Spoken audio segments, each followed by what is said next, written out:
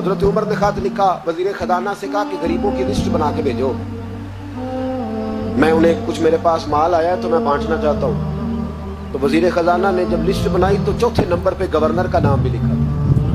کہنے لگے حضور میرا گورنر بھی بڑا غریب ہے۔ حضرت عمر نے وہ نام پڑھا تو وزیر خزانہ کو طلب کیا، فرمایا تمہارا گورنر بھی غریب ہے؟ کہا حضور چوتھے دن کے بعد ایک روٹی کا ٹکڑا کھاتے کل دیکھا ہے، اور حضور ان کے وجود پر جو کپڑے ہیں اب جگہ نہیں بچی پہ بند لگنے کی۔ گورنر صاحب کہا جناب کوئی شے نہیں گورنر کے پاس۔ حضرت عمر فاروق نے 1000 دینار دیا اور خط لکھا کہ یار تو نے مجھے بتایا ہی نہیں، کسی نے بتایا کہ کپڑا لینے کے پیسے نہیں تو میں پیسے بھیج رہا ہوں، اپنی ضرورت پہ استعمال کر۔ وہ غلام پیسے لے کے آیا، دروازے پہ دستک ہوئی تو حضرت سعید بن عامر کی زوجہ کہنے لگی کون ہے؟ کہا مجھے امیر المومنین عمر نے بھیجا ہے، گورنر صاحب سے ملنا ہے۔ زوجہ کہنے لگی امیر المومنین کا پیغام آیا ہے۔ جناب سعید بن عامر دوڑے، دروازہ کھولا، بسم اللہ خیریت تھی؟ تو خط دیا۔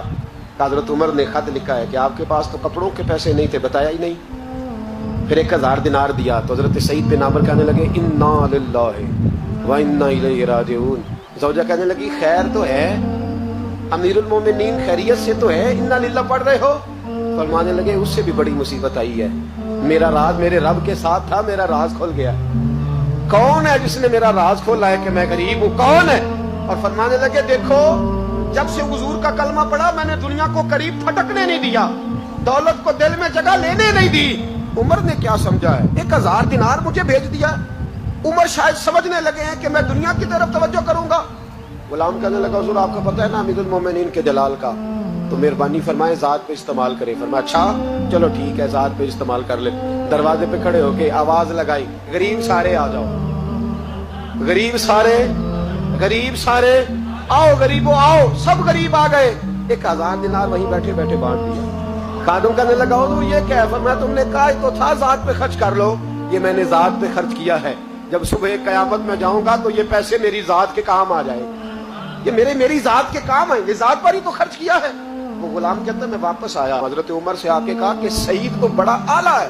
حضرت عمر کہنے لگے صرف سعید نہیں، جس نے بھی مصطفیٰ کا کلمہ پڑھا ہے۔ کہا حضور نہیں میں نے تو انہیں دیکھا ہے۔ کہنے لگے چل 2-4 اور بھی دیکھ لے۔ 400 دینار دیے۔ کہنے لگے جا ابو عبیدہ بن جراح کو تحفہ دیا۔ کہتے میں حضرت ابو عبیدہ بن جراح کے گھر گیا، میں نے کہا حضور یہ امیر المومنین نے آپ کو ذات کے لیے بھیجے۔ فرمانے لگے اللہ عمر پہ رحم کھائے، اس سے مجھ سے زیادہ ضرورت مند کوئی نہیں ملا تھا، مجھے ہی بھیج دیے، چلو بھیج دیے تو کوئی بات نہیں، سخت آدمی ہے، انکار کروں گا تو ناراض نہ ہو جائے۔ کہتے اسی وقت اپنی کنیز کو بلایا، کہنے لگے جا 6 اسے دے آ، 5 اسے دے آ، 10 اسے دے آ۔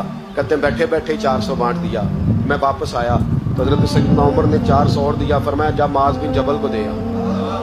کہتے میں حضرت معاذ بن جبل کے پاس گیا، میں نے کہا امیر المومنین نے آپ کے لیے بھیجے ہیں۔ فرمانے لگے بڑا اچھا ہوتا اگر عمر میرے ایمان کا گواہ بن جاتا، بڑا اچھا ہوتا اگر مسجد میں بیٹھ کے میرے لیے دعا کر دیتا۔ یہ اس نے کیا کیا؟ پیسے بھیج دیے۔ ہمارے رسول نے تو یہ چیزیں ہمارے قریب آنے نہیں دی۔ فرمایا اچھا آئے ہیں تو لاؤ۔